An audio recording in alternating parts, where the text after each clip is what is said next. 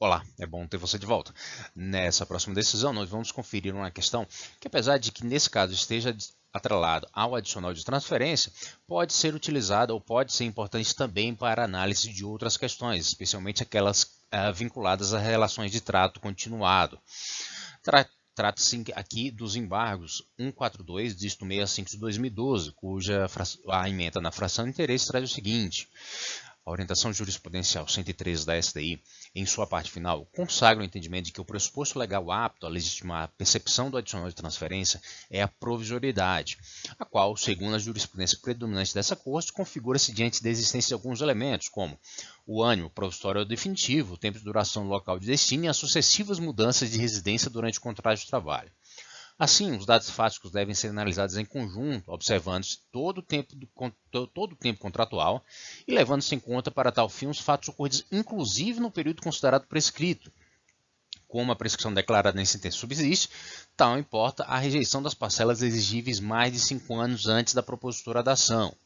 Então, esse é o ponto que gostaríamos de destacar, que nessa análise relativa à provisoriedade ou não da transferência que justificaria o pagamento do correspondente adicional, seria possível, ou o TST entendeu admissível, que se observassem os fatos ocorridos, inclusive no período considerado prescrito, ou seja, a prescrição trabalhista habitual é essa de 5 anos contadas da propositura da ação, ou 2 anos até o término do contrato de trabalho. O que ocorreu nessa circunstância é que para a caracterização, ou para melhor, para a definição dessa provisoriedade ou não, e do tempo de duração dessas transferências, os fatos que foram considerados ultrapassaram esses 5 anos. E o TST entendeu que isso era possível, porque só assim se poderia caracterizar efetivamente essa dinâmica da execução do contrato de trabalho, ou seja, verificar se as transferências que ocorreram durante a prestação do serviço foram de caráter provisório ou definitivo, o tempo dessa duração, ou tempo de permanência no local de destino e, bem sim, o que se deve observar, se houve efetivas mudanças de residência durante a execução do contrato de trabalho. E a discussão que persistia era nesse sentido, se essas transferências a serem consideradas deveriam ser só aquelas contempladas no período imprescrito, ou seja, os 5 anos anteriores à propositura da ação. O que então, como se confirma nesse julgado, é que esse exame pode compreender, inclusive, fatos ocorridos no período não abrangido pela prescrição, ou seja, anteriores a esses 5 anos que precederam a propositura da ação. Nesse caso muito particular, a gente está diante aqui do adicional de transferência, numa questão muito particular que gerava mais problemas ou mais discussões no TRT da nona região, que é responsável pelo estado do Paraná. Entretanto, o que se deve estar atento, porque esse tema pode surgir em outras matérias, são essas relações de trato sucessivo, ou seja, em que as prestações ou as obrigações se revelam durante longo tempo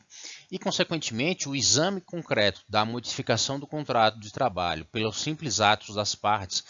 deve, ou pelo menos nessa ordem de raciocínio, podem considerar fatos que não estejam abrangidos no período prescrito,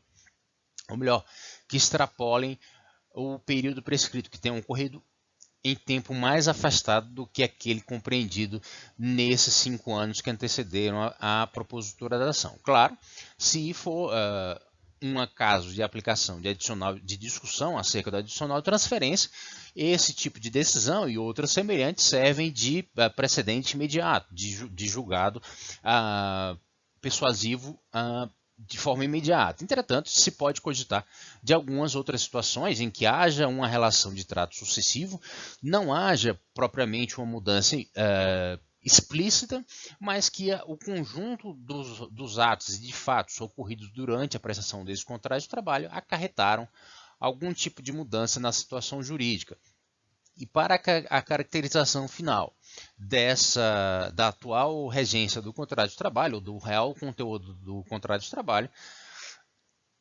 por essa linha de raciocínio se poderia abranger, inclusive, questões ou fatos, examinar fatos que foram ocorridos a mais de 5 anos da propositura da ação, ainda que no julgamento final não se possa deferir parcelas em prazo que tenham vencido em prazo superior. E mais uma vez eu agradeço a oportunidade de ajudar você a entender melhor o direito do trabalho e do processo de trabalho. A ementa completa desse julgado estará logo abaixo na descrição do vídeo. Se esse tema ou algum outro lhe chamou a atenção, deixe indicado nos comentários, eu posso preparar um vídeo para tratar dele especificamente. Eu peço que você deixe seu like, assine o canal e divulgue esse material com outras pessoas que possam ter nele interesse. Nos vemos no próximo vídeo. Até mais!